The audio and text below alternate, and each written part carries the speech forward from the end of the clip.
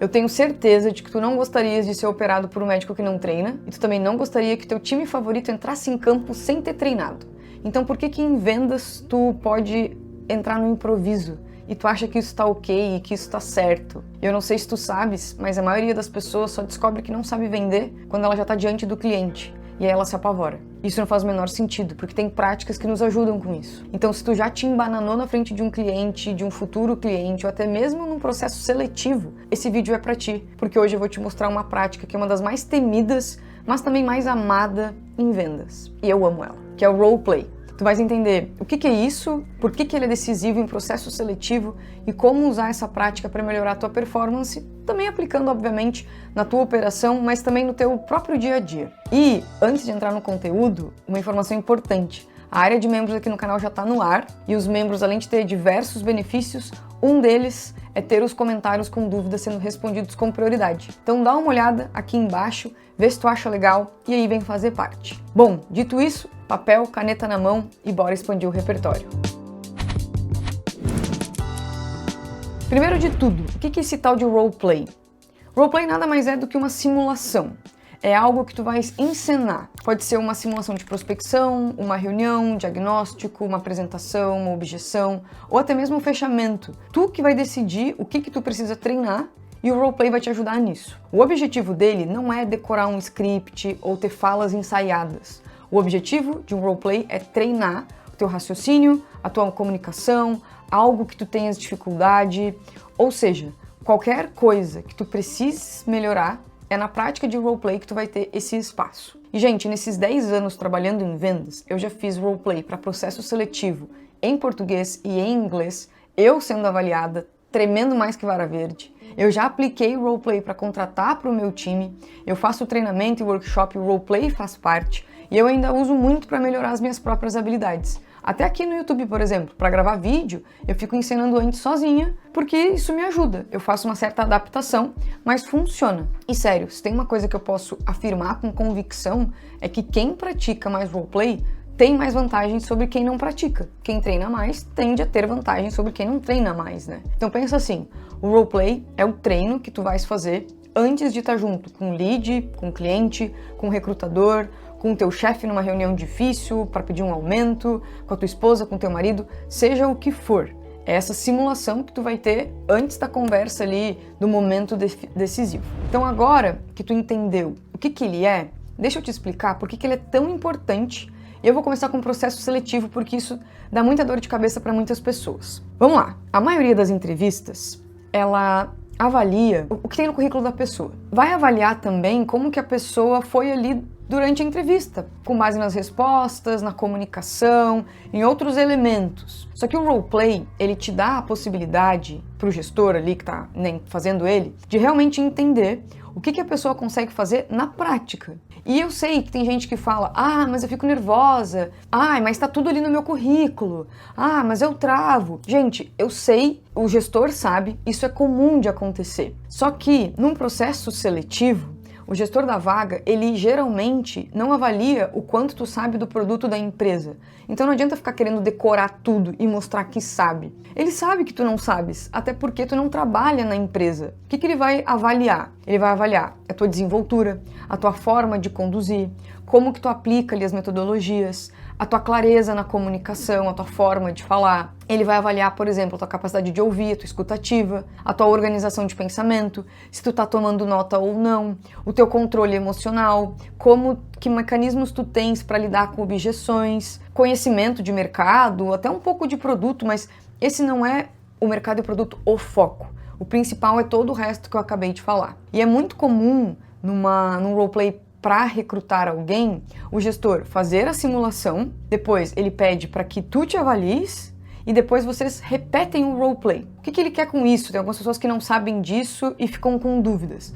Ele quer ver se tu tens senso crítico, porque tu vai te avaliar. Ele quer ver depois se tu vai conseguir captar o feedback que ele te deu e colocar isso em prática no próximo roleplay. Inclusive, existe um nome para o receber o feedback e logo aplicar. Chama coachability, que é nada mais, nada menos do que a habilidade de ser coachable, de ser treinável. Isso é algo muito importante, tu receber um feedback e rapidamente conseguir colocar ele em prática. Não fique brabo com isso e também não pense que tu tem que ter todas as respostas. Não.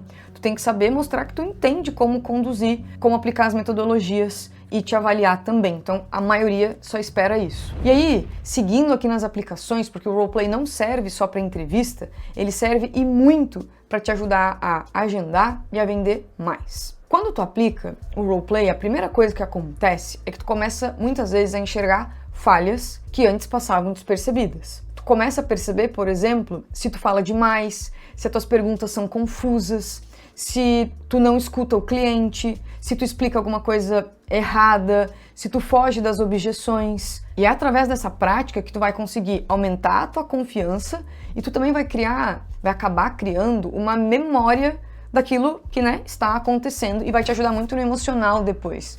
Então, por exemplo, quando um cliente levantar uma objeção que antes tu ficava sem saber o que fazer, tu não vai mais entrar em pânico. Por quê? Porque teu cérebro vai reconhecer aquele padrão e ele já vai perceber, opa, eu já vivi isso antes, eu já sei como sair. Então, a partir do momento que tu reconhece esse cenário, tu vai ficar mais tranquilo.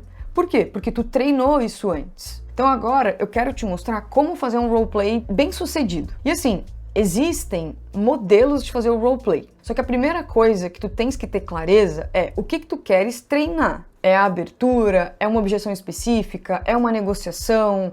É lidar com um tipo difícil de lead? Algumas pessoas têm dificuldade de falar com pessoas que são mais pragmáticas, mais diretas. Outras que têm dificuldade de lidar com pessoas mais prolixas. Então, tu escolhe. O erro comum que eu quero destacar aqui é tentar treinar tudo ao mesmo tempo. Por quê? Porque pensa assim, quando a pessoa faz o roleplay como se fosse a call inteira, fica muito longo, muitas vezes fica confuso e pouco efetivo. Então uma das melhores coisas é tu trabalhar por partes. Começa a trabalhar com aquele momento que tu tens mais dificuldade, que tu tá indo pior. E aí tu vai treinar isso até tu ficar bom. Depois tu vai avançando em outros aspectos. Tu pode simular uma call inteira, isso não é um problema. Mas, por exemplo, gente, vamos simular a call toda aqui, mas vamos focar na qualificação.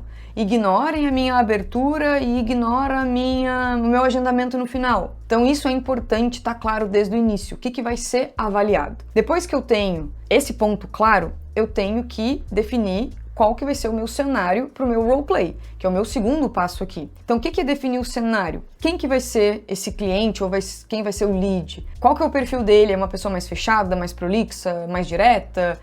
Que informações que eu tenho sobre ele? Eu tenho o site da empresa, eu tenho o LinkedIn, o que eu tenho ali de informação? Então, aqui, a gente cria essa persona e a gente também tem que definir qual problema ela enfrenta. O que ela está passando, o que eu quero tentar extrair dela. E aí eu vou anotar esse problema, mas eu não vou revelar para o time, eu deixo ele ali de canto. Eu só vou revelar se o vendedor ou o pré-vendedor conseguirem chegar ali naquele problema durante a conversa. Isso que é legal, porque tu pode ir por um caminho, mas o ponto de dor daquela pessoa era outro.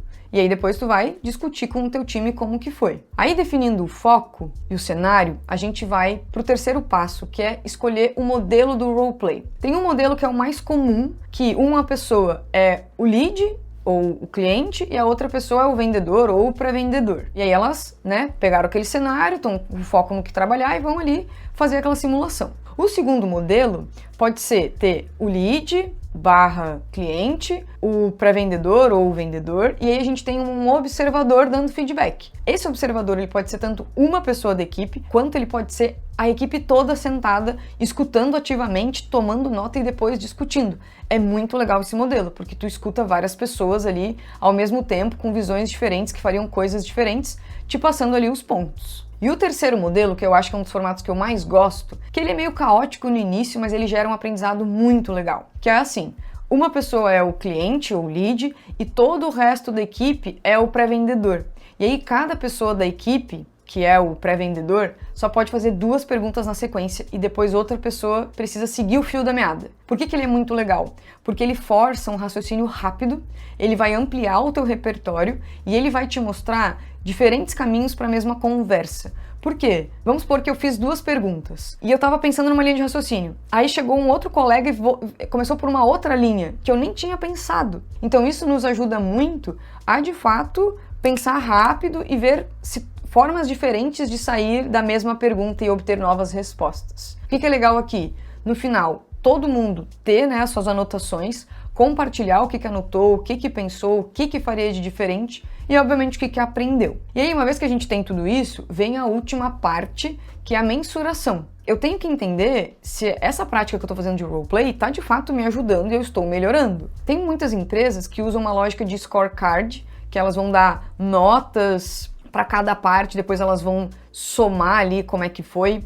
Outras empresas fazem isso direto em plataformas, outras fazem isso em planilhas. Tem gravação também de call que tu já consegue avaliar se aquela conversa foi boa ou não, ela já te dá ali a temperatura daquela chamada. E o formato, ele pode variar, mas a gente tem que ter esse critério claro do que vai ser avaliado, como que vai ser avaliado e quem vai avaliar. Então, para ajudar vocês nesse ponto, eu vou deixar aqui na descrição uma planilha adaptada pela Rapport, que tu pode baixar gratuitamente, tu vai conseguir entender a estrutura. Bom, pessoal, roleplay bem feito não é sobre improvisar. É sobre ter clareza do que tu tens que trabalhar, de quais critérios tu vais avaliar e ter que ter repetição. E aí muitas pessoas me perguntam, Fê, mas qual que é a frequência ideal? Existe? Depende de cada equipe, depende do que vocês precisam trabalhar, depende de vários fatores. Mas eu acredito que pelo menos uma vez na semana, tu deverias conseguir encaixar na tua agenda. E, se possível, grava o roleplay e assiste depois, presta atenção, porque vai te ajudar a te autoavaliar e vai te ajudar a fazer ajustes para a próxima interação do lead, para a próxima interação com o cliente e com certeza tu já vai ver melhorias. O que não pode é tu simplesmente fazer o roleplay despreparado, não tomar nota, não ter critério claro e não saber se isso está te ajudando ou no final do dia, às vezes, tomando o teu tempo produtivo para outra coisa e não tá te ajudando em nada. E, por fim, mas não menos importante, um ponto sobre mentalidade. Muita gente evita o roleplay porque tem vergonha. Tem vergonha do julgamento, tem vergonha de se expor. Só que não é para ser assim.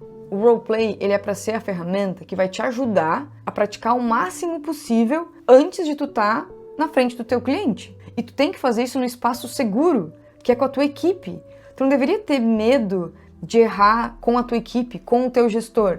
Eu entendo essa coisa de, mas eles estão me avaliando. Que bom que eles estão te avaliando, porque eles vão poder te dar o feedback. E tu não vai atrapalhar, isso vai impactar em tu conseguir entregar a tua meta depois, sabe? Então, entra no personagem roleplayzeiro e faz sem medo.